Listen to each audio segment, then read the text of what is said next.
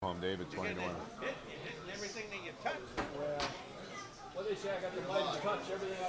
Hey, welcome to the show here on SportsStreamNetwork.com. Jeff DeForest. We're coming to you live today from the Silk Simulcasting Parlor, which is just a beautiful thing to say, here at Gulfstream Park. And I can feel the heat emanating from behind me here. I don't know if you can get a shot of this man, but the great Dave Gurgles Gurgley, longtime partner of mine on the radio, on fire. The man is on fire. You need asbestos gloves to touch this guy. That's the kind of day it's been. It's been a series of days like that for this gentleman, and maybe it's a sign that his life has finally turned around. Anyway, wild day, big weekend on tap. I was just talking to Jory, 20 to 1 shot in the background. Could get very emotional. I have him too. Little distraction. Get him up. Get up, Wilbur. You did it. Yes. That's the way it should be. That's the way it should be, everybody. I told you, the man is on fire. Can we get a shot of this kid? The man is on fire. Unbelievable. He's hitting pick fours at Saratoga early in the morning. I mean, this is maybe, I don't know, I'm hoping nothing bad happens to my friend Dave Gurgles Gurgley behind me because he's just too hot right now. It's fantastic. 20 to 1 on the board. Naturally, I followed him right to the window, took his advice, and so we're all having a good day here already. Anyway, I was mentioning, and Jory and Todd doing a great job, always on the road here, magnificent setup. You guys, potential advertisers out there, don't be afraid to reach in your pocket, write a check. It's not like we're looking for a donation or anything. Everybody's starving on the other side of the camera here, and, we think this thing is going to hit big, so just go ahead. Send us whatever money you have. Do you have a post office box, Joy, for checks and donations? I feel like Joel Osteen up here. Do we have a post office box that we can send the audience send checks to if they just like the show? InternetStreamNetwork.com. Click on, investment info. So you're going to come up, here's a guy behind me that is investing $50 at a time on these 20 to 1 shots. Just amazing. How much did you have that for, Dave? Just 10 across in the exacta. 10 across in the exacta. That's all he had. The horse was, what was him? Rock'em Posse. He goes off at 20 to 1. Just a mind bender here. A beautiful thing. So, yeah, go ahead. Get those investments in because this thing, you're associated with winners. That's what it's all about. So I'm talking to Jory, who is obviously the head honcho of all of this stuff. And then what I love about this guy is he does all the work himself, too. He's not afraid to get out there and get his hands dirty. Do a little schwitzing, coming in here. It's 1,000 degrees in South Florida. So he's saying, hey, what are you doing this weekend? I say, well, I'm going fishing. And he looks at me cross-eyed and says, you're Jewish, aren't you? I don't want to get any jackpots, so I'm going to qualify this. I am Jewish. And you would have to say, I mean, it's a natural question that he would ask me. He says, you're Jewish, aren't you? What are you doing going fishing?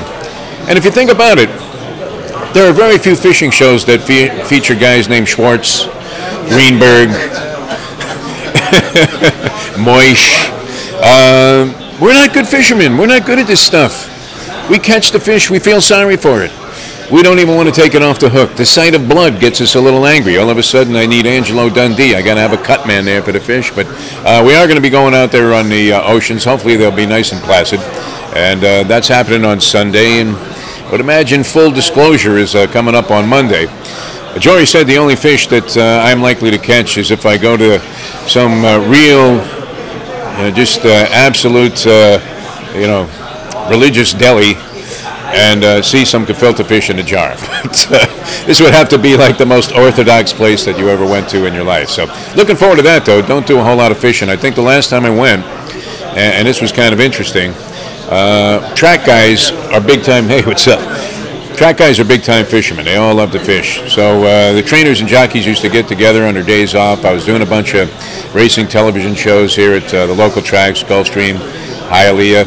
Man, that place was gorgeous in its day. And here at Gulfstream Park West now, Calder Racecourse as well. So there was a trainer, his name was Butch Richards. He became a little bit more prominent after his days in the trenches here in the South Florida heat, where he was running, 2-year-olds that may not have been on top of their game and trying to get them to the wire in Maiden 12.5. What do we go off at here, Dave? Can't even see the numbers. They're so big. The boxcar numbers are so big on the Gurgley special that it's got to be a $40 animal, no? No, I think he was 11 to 1. 11 to 1. All right. All right, we're still trying to calculate that. But, yeah, these guys that work around the racetrack, this is their relaxation. They like to golf and they like to fish. Is that true of you guys on the crew? Golf and fish. All right. No, I can't hit the ball lick. I mean, when the ball is sitting, you know, you're teeing off already from the women's tees, which is already enough of an embarrassment. And then the ball always ends up, you take one of those swings and you're looking out there and you give it the old Arnie Palmer. Maybe you've had a couple of Arnie Palmers before you even teed off on the first hole, usually 4 or 5, and maybe some other forms of inebriation as well.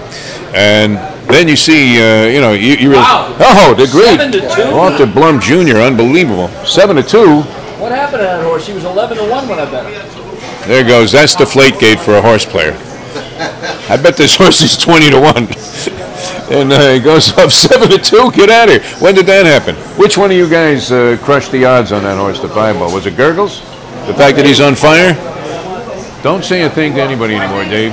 Whatever he says, everybody runs to the window. He's like Bernie Madoff before they discovered he was a fraud. It's unbelievable. And a handsome gentleman also. So maybe that was the wrong number, I hope. Anyway, these guys, they like to golf and fish. Always terrible, too, when, you know, you take that swing, you look out there, you give it the whole thing, and then there it is in that little shrub that's just to the left of the tees. Now, you're too embarrassed to pick it up at that point. You don't want to go bend over and just pick that thing out, so you got to figure you lose a ball, and then you pretend that, well, geez, I can't believe it. This thing must have plugged or something. There even it is, 34.60. It's as dry as That's a little more a like bone. it. That's a little more Tote like error. Okay, now we're talking. 34.60. We just went from a $9 nag to 34.60. 5-2 up. This is good. Good call there, Dave. Unbelievable. But, yeah, I mean, it's an atrocity. And our fishing isn't a whole lot better. It really isn't when you get down to it. How's it look, girls? All right? Looks good? Yeah? All right. Very nice. The lovely Annette and her fine assistant. Unbelievable. They do a great job. Our one question to Annette is always, hey, can I have a racing form, man? I can't afford it. I'm going to be... Guys are betting thousands, trillions of dollars here. And you know what? They don't care if they lose it all as long as they got a free form. That's what it's all about. What did this exacta come back? Oh, shoot. David, no good. The great Ron Nicoletti going to join me here, and this is good. I'm in the middle of a story, and we'll pick it up soon. Ronnie, you coming on, baby? He's running. He's running. All right, he's got the Sire Stakes to talk about here at Gulfstream Park. That's on Saturday. I have a lot of experience with that because it was back in that day. Steve, you bet him to win. A lot of conversations go on. Everybody's concerned. Did you bet him to win? Did you bet enough money? And that's the way the racetrack is. But, yeah, Ron's going to come and talk about the Sire Stakes. That's Saturday here at Gulfstream Park. And it's a great event.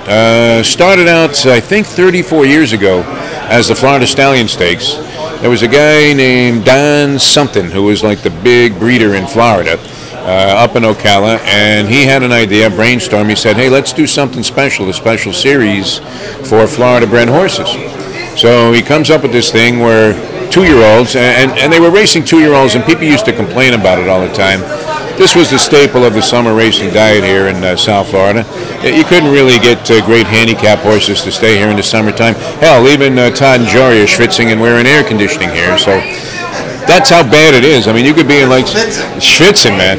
Schwitzing. I'll get back to my Jewish fisherman story. But anyway, yeah, it was a great series and produced a lot of champions. A horse called Smile came out of this series. I want to say that Spendabuck did, but I don't think so. Was Spendabuck in the Stallion Stakes series? Spendabuck, no. What about Spendabuck? Was he ever running in the Stallion Stakes series, the Sire series, or did he dodge that?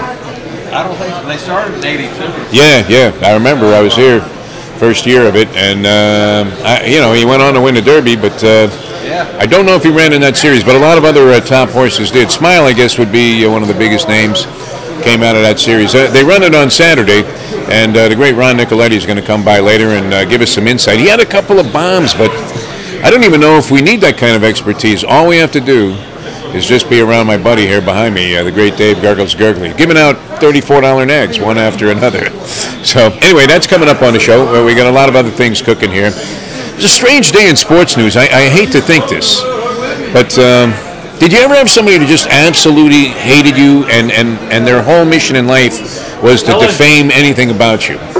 And I don't know, and the guy that's doing the talking here, the guy that's doing the yapping, is a guy named John Dowd. And he's a guy that has some credibility. He was a big-time investigator, a prosecutor, investigator, some kind of federale here in Florida. And he was the guy that was responsible for the investigation into Pete Rose. And whether or not... Oh, there he is, the great Mike Diamond. Come on in, my friend. Great Mike Diamond, marketing director here at Gulfstream Park.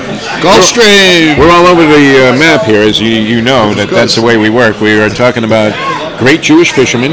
Okay. Do you fish? Jewfish. Jewfish. like jar of gefilte in some Orthodox deli. You put a matzo ball on a giant hook and you're hoping to catch a tarpon or something? Yeah, all right. We're talking about that because track guys are notorious fishermen. Jews don't fish and don't change the oil. No, we don't do anything mechanical, that's for sure. Then we were talking about the fact that racetrack guys like to golf and fish. And to finish off that story, I used to go fishing once in a while with the great Butch Richards. You remember him? Sure. Is he still alive? That I don't know. He went on to a little bit of glory after he left the South Florida confines. And he used to take us fishing with a guy named Skip Nielsen, who was out of Isla Morada. And the guy literally had the eyes of a bird transplanted into his head. He could spot fish from a mile away. This man's on fire behind his back. On fire. I told him you're going to be coming to him for a long now. This guy's hitting virtually everything. He cannot lose.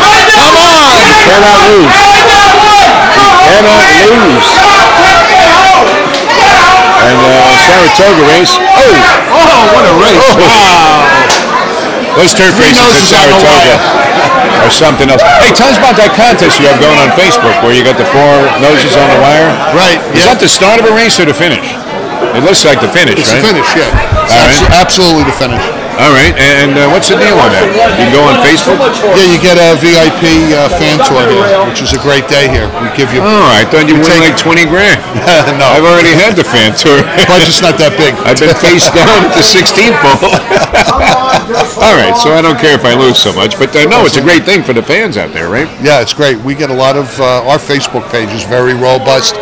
Get a lot of people on there. That thing is really built up for us the last couple of years. We try to make it more, instead of really a hardcore racing page, we make it more social and to try to engage people in the sport and the beauty of it and the fun of it and everything else. Try to take a little bit of the seriousness out of it. Well, we see this every morning when we're out here on these Fridays, especially doing the radio show, and Mike's doing a fine job. You're the guy with the solid sports opinion on that show.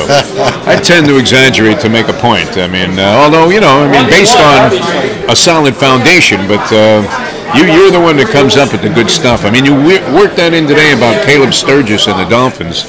I've been hearing... I'm nervous about this guy. Yeah, I am too. I've been here, and what surprises me with Sturgis that you mentioned, I would ask him as a follow-up, is how can a guy be so good in college as a kicker and he can't do it in the pros? It's not like anybody's defending him or anything. Yeah. You think he could do it? Maybe the pressure? I don't know. What do you think? It's got to be one of those. He's been horrible, and they let Dan Carpenter go, and he was, had some suspect moments, but when he was with the Dolphins, and then he goes to the Bills, and he's a monster. I don't know. Hasn't he beaten the Dolphins a couple of times with, 6 field goals from 70 that's plus? always is what happens. I love that. No, that's good stuff. But you're right. I am a very sports-oriented, opinionated person. My friends have been telling me that the whole life. Either they'll call me the next Howard Cosell, or I get this craziness when the 900 phone numbers came out. We're going to have 1-900 Ask Mike. That's a good thing. I mean, and we love it. I mean, going way back, and that's why it's kind of interesting. I guess the first year I was here in South Florida was 1982. I based that. It was either 81 or 82. I remember one of the first events I ever covered was the Arguello Pryor fight at the Orange Bowl. And still to this day, if you see any kind of tape or video of that fight, you'll see a very young and a lot thinner DeForest with a full head of hair sitting in about the second row, and I think I'm in front of Dustin Hoffman or something. But I was in the angle, and not by any design, where they have the lockdown camera in a boxing match, and I was right there in the line the whole time. I was that hot blonde that you usually see in Las Vegas, or maybe if you're watching a Phoenix Suns game. But One of the other events, and it's coming up here on Saturday, that year, the inaugural year of the Stallion Stakes. Right. And that turned out to be a pretty good thing and produced a lot of champions, and you have that coming up on Saturday. We'll have it tomorrow. The Sire Sire Stakes Stakes is going to be on great. that. And we've added, as Ron mentioned this morning on your show, we've added some 3-year-old races. So horses that ran and qualified last year as 2-year-olds have races for them at 3-year-olds. Those will be at 7 furlongs tomorrow. The 2-year-old races will be 6 furlongs. All right, and it should be very exciting. Anything, have you been studying the field at all? You're usually a pretty intuitive gambler when it comes to this stuff, although for, entertainment purposes only. I don't know. You're allowed to send it in if you're an executive here, no? Why not? Yeah. But I've been busy working, and I really haven't had a chance to look at the form, but I'll do that when I come in tomorrow. All right, sounds good. Sounds excellent. Your Mets in the meantime? Unbelievable, huh? They're rolling, and I'm lucky they're playing Tampa Bay this weekend, so I get 3 more games on TV.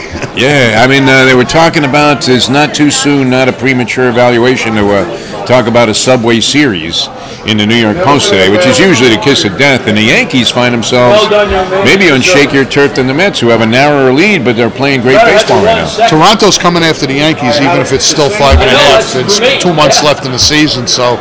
And they're playing unbelievable. I think, what have they won, 9 out of 10 since the trade deadline? Yeah, and they made 2 key pickups. Tulowitzki's a hell of a ball player. You'd have to figure he'd be inspired. He's playing on a lousy Colorado team, which, strangely, you would think with the home field advantage that they would have playing in Colorado, knowing the nuances of the ballpark and how to hit the ball there, that they would be great every year, but they've been bottom dwellers for a long time now. Yeah, absolutely, no doubt about it. But hey, it's going to be a good year. Unfortunately, the Marlins are a disappointment of the year. You think the organization is cursed, Mike?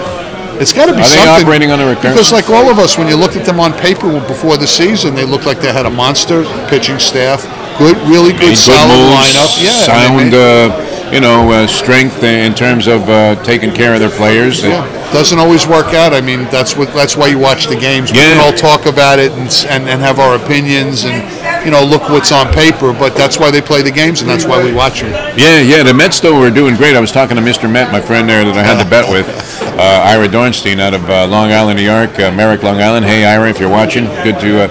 I've conceded. 15 in a hook, too much to overcome, and plus, one team's going in one direction and the other is spiraling downward. You wonder if they torment this Dan Jennings and make him manage his team the rest of the year. Doesn't he have to go nuts at some point? This is a AAA club they're putting out there. I don't think it matters, because I heard him say last week in an interview, unless I misunderstood him, that he can't wait to get back into the front office and for the season end. So I just think it was a temporary thing. They just put him in for the rest of the season, and then they're going to hire a regular manager, which we all figured anyway after the season's over. But I don't think they're getting rid of him. I think he's going back into the big office. Yeah. So. Probably stick around. All right, the great Ron Nicoletti standing by. Ron! Come on in, Ron. You guys can both be on. That's all good.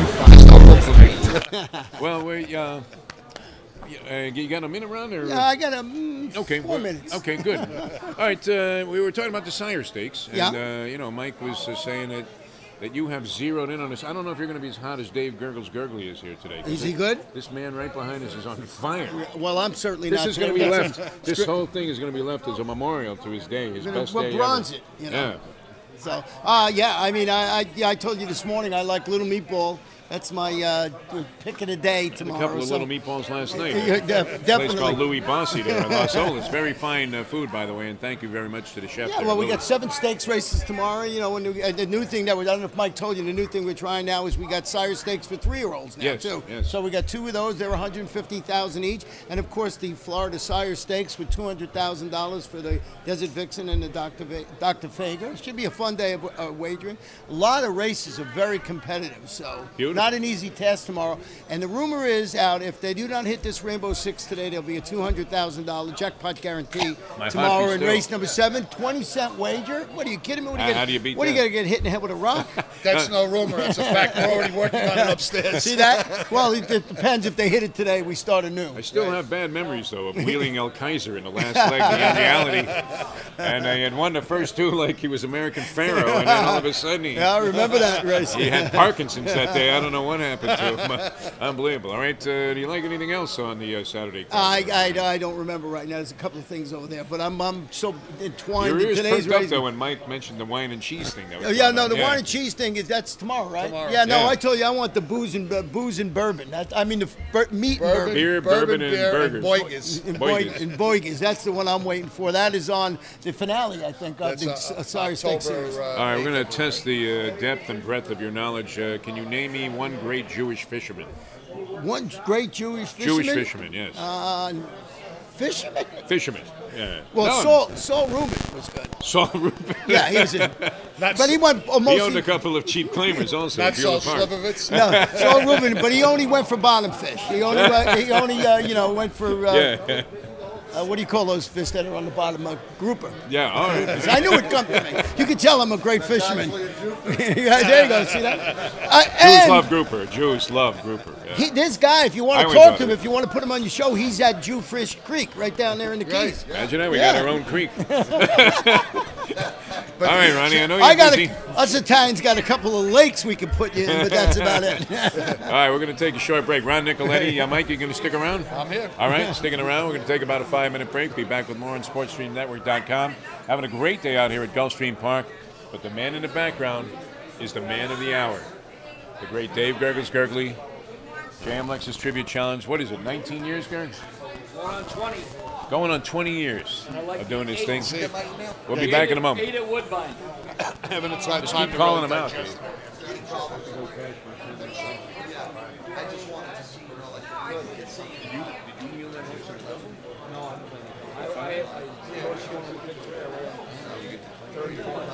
I had the one, and the one had a horrible trip. The one had a horrible trip.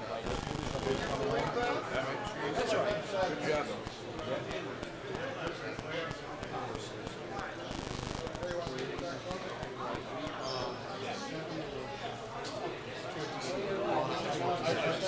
We'll talk when we're done. Okay.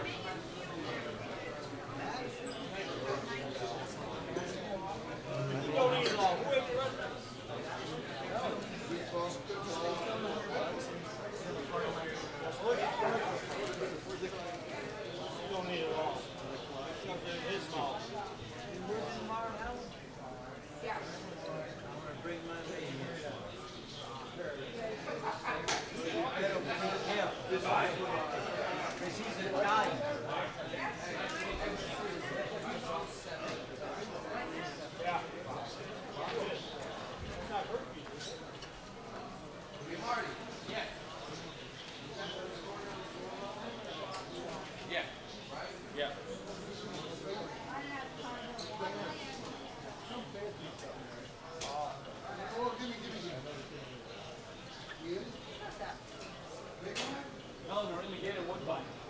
Where? Woodbine, Canada, Ontario. Yeah, let's.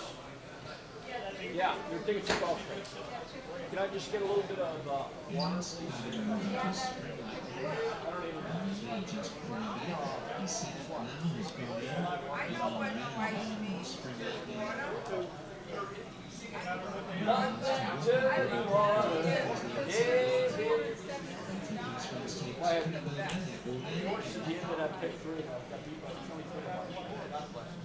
Racing and a very good start in main and shooting for the elite. She's explosive without chopping with Stormy Flame. Pretty Bird cutting across from the outside but then extra well. And it is Pretty Bird from the extreme outside who's going to clear the field with the adjustments taken away. I did. I just went away. Now I'm going away next one.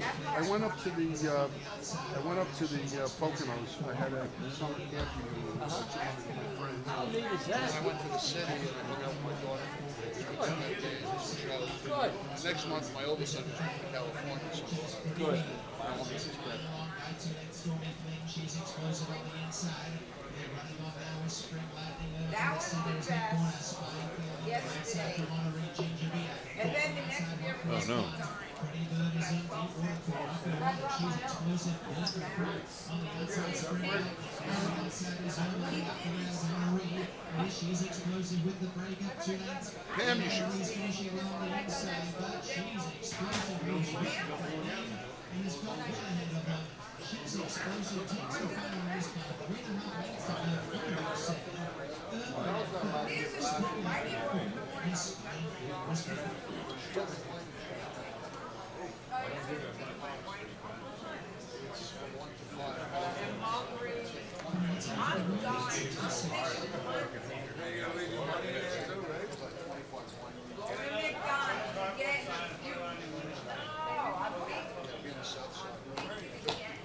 Game's tough enough without leaving your voucher in the machine. Holy shit.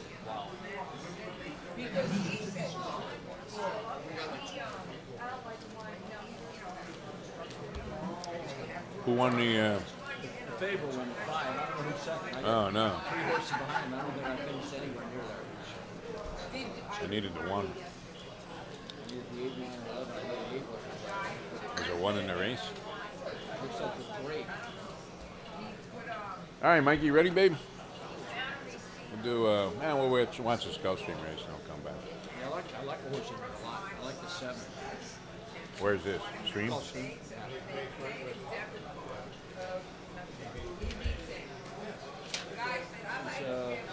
Vasquez, M.A. Vasquez. Helen, they're off. They're off at Gulfstream. Fernando, they're off. Never mind. Fernando would have got that. Last night in Saratoga, the jockeys played the trainers in a basketball game. Oh, no kidding. Richard Lewis played with the jockeys. Ah. He couldn't shoot. He could only rebound. So the jockeys were hitting threes from all over the place to beat the trainers. What number do we bet for you? Did I bet anything for you? 7 maybe. I need 1, 2. Do you have the ticket? Come on. I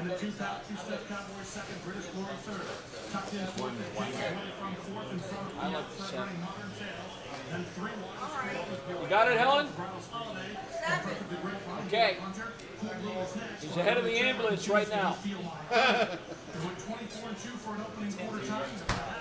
So he's not in it. He's actually sitting pretty good. He's got a horse. He's got horse.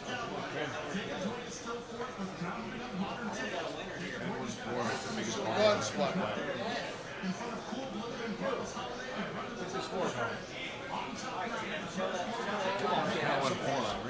Have some horse with that 7. Where is he? Come on, set that 7 down, kid. He's going to get passed by the 9. Come on, 7, have some horse. Come on, 7, get up for second.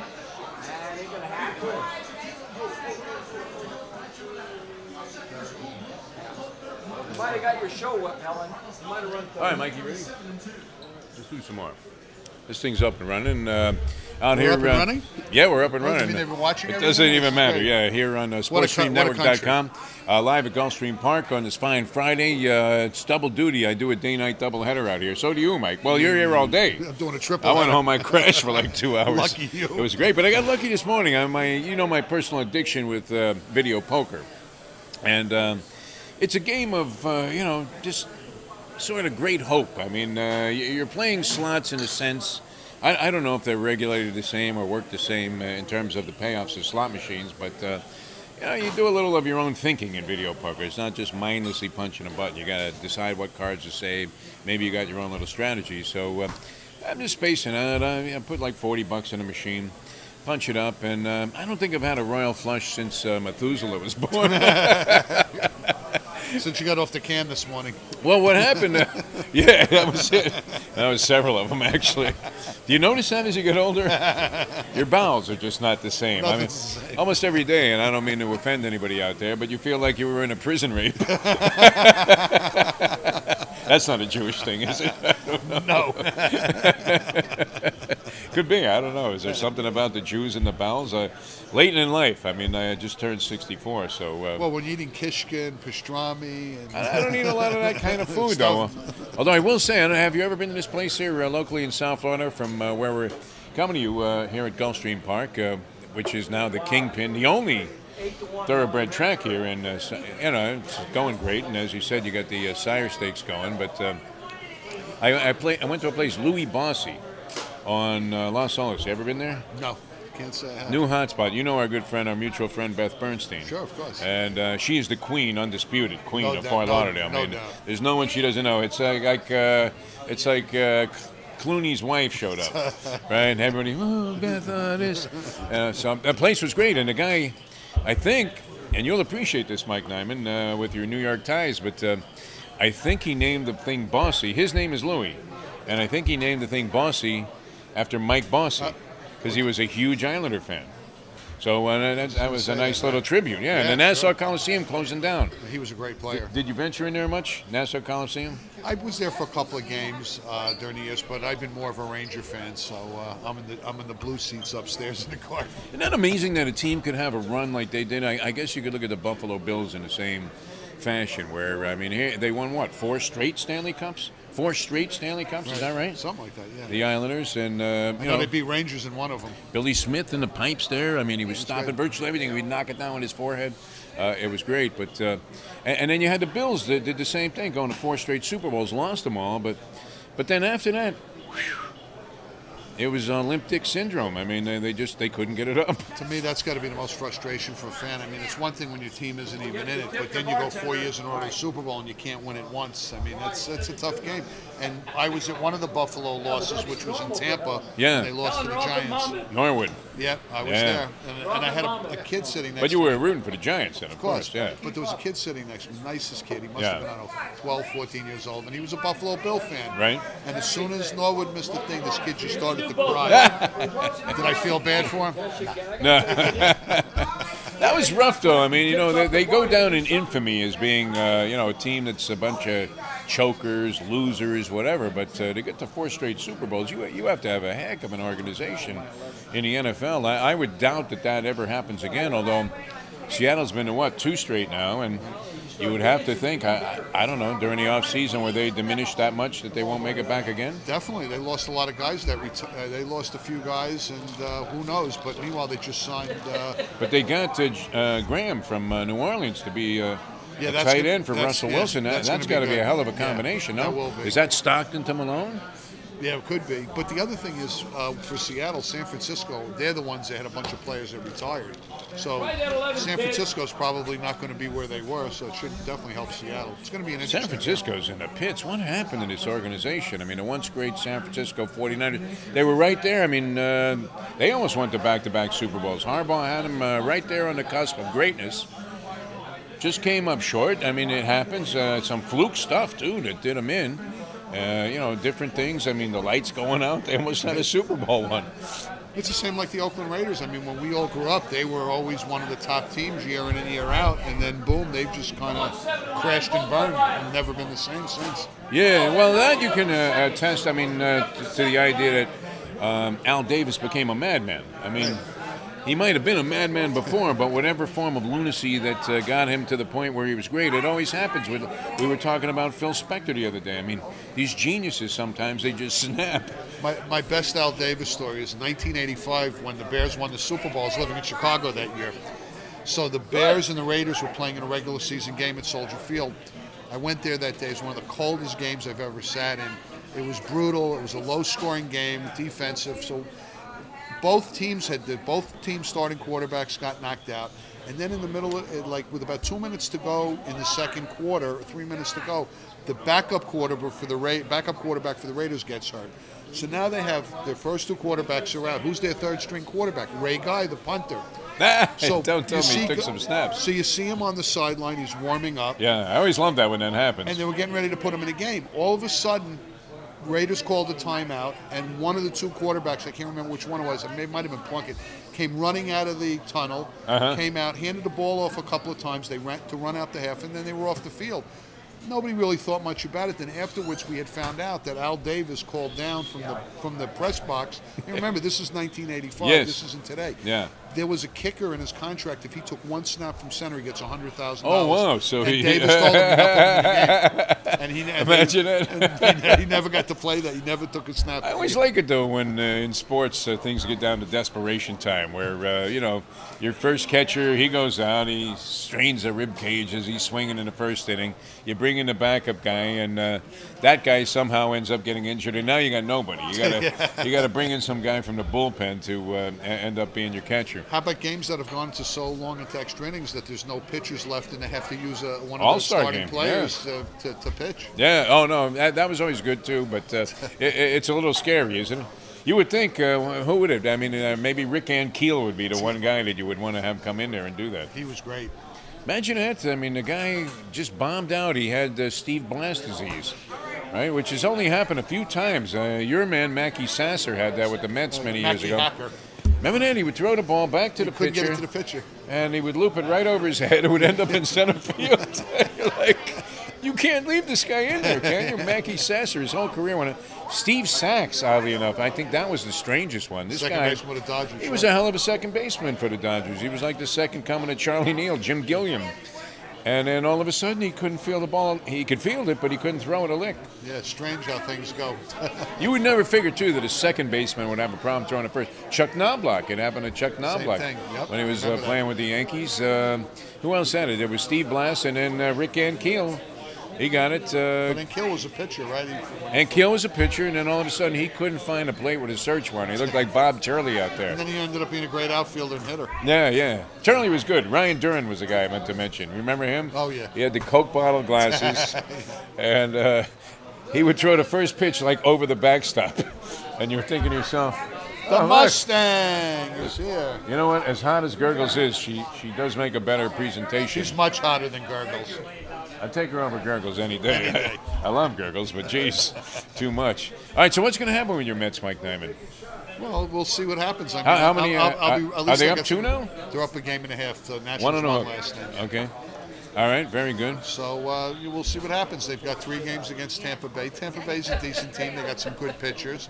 And so we'll see how it goes. DeGrom will pitch tonight and Syndergaard tomorrow, so that certainly is going to help.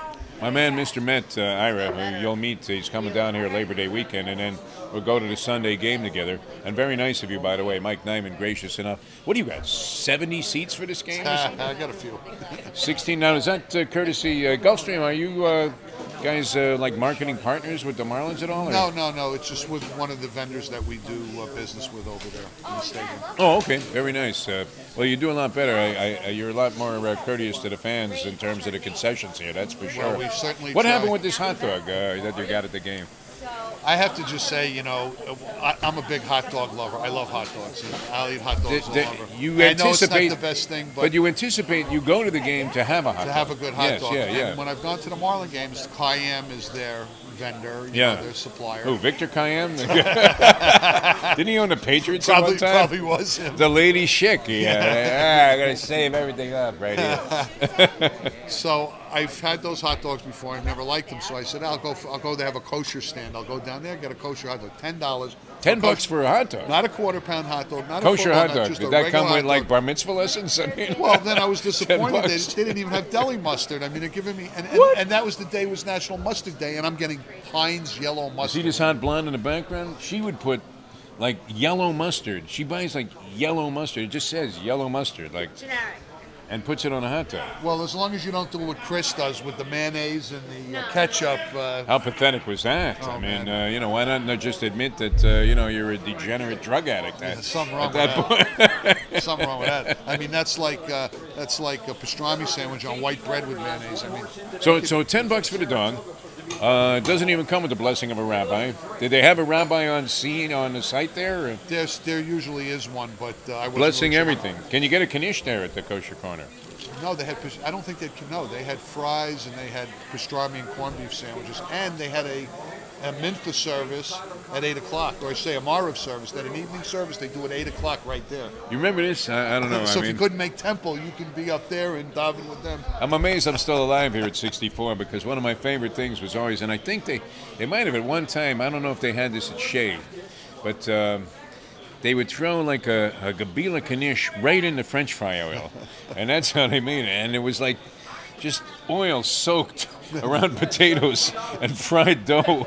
And it was delicious.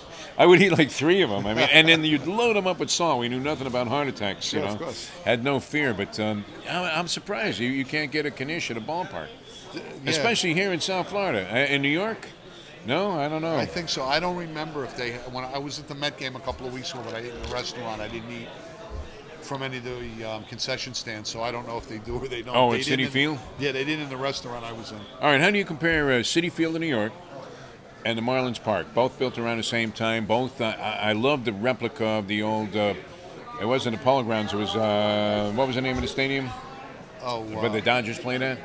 oh, I'm blanking. I'm I am absolutely blanking here. I feel like a certain contemporary of ours right now. I'm having a senior moment, but it was a replica of that stadium. I mean, Ebbets Field. Ebbets Field, right? What is wrong? Is that what happens? It That's just what happens when like you get the older. memory. Everything starts working a little slower, you know? Alzheimer's is a terrible thing, people. Ebbets Field. But, I mean, what do you think? What do you think about the two ballparks? I originally, when the Marlins, went to an indoor park, I totally understood why, because with the weather issues and everything else, and it's ridiculous when you go to a game and then have a 2-hour weather delay. When I went to the first game there, I really didn't resonate with the place, but since I've been there, at least another It's 7 or 8 comfortable. games, I like it a lot better. It is comfortable. It's got good sight lines. It's easy to deal with. Yeah. Every seat is a pretty good seat. Citi Field is Comfortable? To me, is phenomenal. It's very You love comfortable. Citi Field. I love it. I think it's great. You can walk around and see everything and watch the game from any vantage point. Yeah. Again, good sight lines there. Yeah, I had a good time there. park. Had a good time. There was a lot better than the game. The last game I went to at Shea. I went with Mr. Met. Naturally, he's dragging me to a Mets game at Shea. And, I love Shea because it's part of my youth. I worked there from when I was 14 till I was 19, which was just a tremendous era in New York sports. I don't think you could replace the sports education that I got there. And it helped you in everything. It helped you learn how to hustle, business, and you realize, hey, this was a heck of a way to make a living, right? You're involved in sports, and it's a great thing. But it was the coldest bleeping night. I've been to a lot of different places where it's been freezing cold, including Bismarck, North Dakota in the middle of February for a Virgil Hill fight. And I have never been this cold in my life. My friend Ira brings a blanket. I've got a coat. I've got a jacket. And the temperature wasn't really that low, but that wind used to whip in there. Yeah. And, of course, I'm with a guy probably... I don't know if you're in the same category. Do you absolutely have to stay till the final out of every game, no matter when it is? I'll have to admit it, no. I left the other night when the Mets were up 7-0 in the 8th. So. Yeah. If the game's close, I'll stay to the end, but if it's a good game and it's going along quickly now, I got a couple of restrictions on me now because I get up at a ridiculous hour every morning, and I'm amazed sometimes that I can because Mustang, who's in the background here. I mean, the conditions that we were in last night should not go on record as being reported after sucking down about, a half a dozen Sonoma Coutures. There we are. We're right there on the show. It's absolutely fantastic. But but anyway, I mean, it makes it tough. So you're more inclined to leave a ball game than you would be if, you're just going as the average fan that had like a 9-to-5 job. But I don't know that I can take like 3-4 hours of baseball anymore. It's not as easy. No, it's tough. I mean, it's a whole different day and age. Back then, we had more free time, and you could sit and kick back and not worry about a long game. Today, everybody's in a rush. They're always, what am I doing next? And already focused on something else. Seinfeld had a pretty good bit about that. Yes, we saw his stand-up act, and he was talking about all we do is go from one chair to another. We're sitting in our car, and then we move into a chair at a ball game. And then you come home, you sit on the couch and watch TV. It's just one move from one chair to another. You're just wondering, what's the next chair that I'm going to be sitting in? And he's not kidding because, especially in this day with all the technology and everything, and the computers and the iPads, and that's what people do. They're not moving around as much. When we all grew up, we didn't have those things. They kicked us out of the house, and we played ball. Yeah, that was it. I mean, and you made up, use your imagination to play games, and I often talk about this with our mutual friend, the Paulie man. We couldn't have grown up at a better time. I mean, that was. It's a shame that we're going to eventually check out, but 50s and 60s was a hell of a time to grow up, and you saw a lot sports easier when they were sports, not when they're entertainment, which it's become, and it's all about the money and everything else. Which I get it, but I like the old days when people really played to win and played for the game, and Now it's just about the money and player. You know, now we're living in free agency. When we had a good player on a team, you know, He he was was gonna be there till he around, yeah, retired. yeah. You know, now the guy can come and go. I mean, it's like what the Mets have with Cespedes. I mean, you think about it. Yeah, this guy's come in. This is great. We need him. But meanwhile, the chances that they can sign him for the long term and they really need him after this, it's not very good. Is he that good in your opinion? He's Cespedes? amazing. I think You like him, yeah. I think he's a Willie Mays. Doesn't he have like a cannon for an arm too? Unbelievable. Yeah, I've seen him make some telling you, throws. He's a Willie Mays type player. Yeah, No yeah. doubt. Now, how old is Cespedes? Do we know? He's 27. He's been bouncing around though a little bit. Yeah, which nobody really understands what the deal is with that, but I guess it's because they all know they're going to have to ante What, up that A's? contract. Did the A's draft him? They originally had him, and then was he somewhere else before Boston. that? He was with Boston. Oh, he's with Boston also? And then he's back to the A's, I think. And Detroit, and Detroit then the A's, yeah. wow. Right. So he went from Oakland to Boston to Detroit to the Mets. That's amazing for a player of that caliber. You're right. I mean, this is a different era of baseball. I mean, when Willie Mays came up with the Giants, he was going to be a Giant for his whole career. But he's had a great experience. I mean, he mentioned the other day that, you know, when he came in, how the fans have really embraced him and how they're into it. Well, naturally, when you're starving for so long to win. And then even down here, I wonder what a guy like that thinks. He comes and plays in Miami, and 3/4 of the people are rooting for the Mets. So I think that has to make him feel good and realize that there's a lot of fans out there that are supporting the team. Mr. Met thinks that the pitching staff, I mean, you got what? DeGrom, you got Harvey, you have Syndergaard, you have this Matz kid who's going to come back and be great. And then Wheeler will be back. Wheeler next year. coming back. And what's his name? Neese is not a bad pitcher. No, and this just has gets happened lost before in the in ball. Met history where they had Isringhausen, Pulsiver, and Paul Wilson. Generation K. You know what I saw, and I was talking about this morning before you came on the show. I saw Paul Wilson play against the University of Miami a few times. He was good. I was calling a game. The guy was great. You would have never thought in a million years that he wouldn't be a top pro. So there was reason to believe that the Mets really were onto something when they had these three guys, none of which really worked out. I guess Isringhausen lasted the longest and kind of distinguished himself at the end of his career as a reliever. Bullpen, yeah. Yeah, but I mean, this five, there would be a solid credibility to the idea that this was going to be just a monster staff for the next 5 years. Al Leiter was my next door neighbor when he was living. I love here. Al Leiter, by the way. I used to do a Great show with guy. him, yeah. And I was having a conversation with him about what really separates the top major league players from the next level. And he said, usually, he goes, it's the work ethic. He goes, obviously, all of us are good athletes. We all Right. can play the game. You know, you'd look, even the guy you'd think who isn't as good to the average person looks good. Right. So, you know, he just told me that if you're not committed and really work at it, and a lot of guys don't, they have he'll tell me they'll have they'll have the skills to play, but they don't have the drive, the mental drive to really take them up to the level that, you need to play at.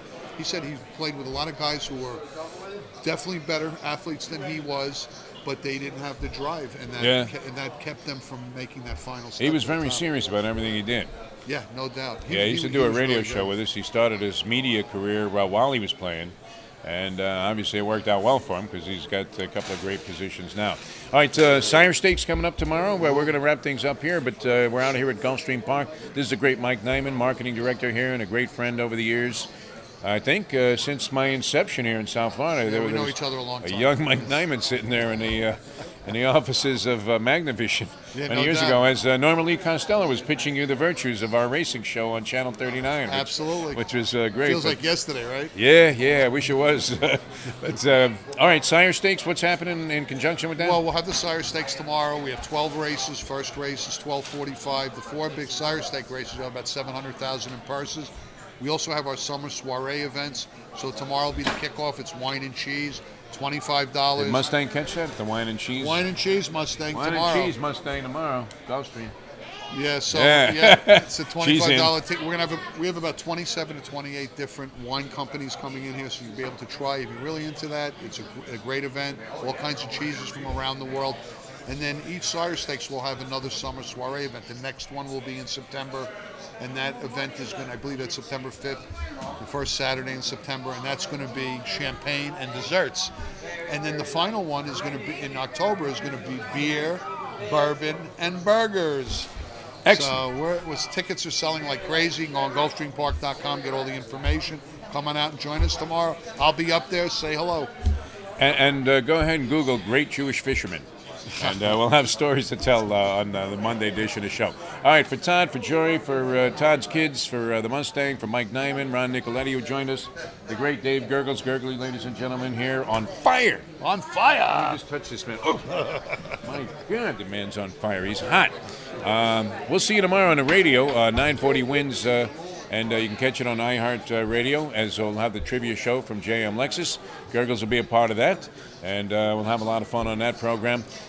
Till tomorrow, or Monday rather, here on SportsStreamNetwork.com. I'm Jeff DeForest for Mike Nyman. Thanks for being with us. We'll see you next time on SportsStreamNetwork.com.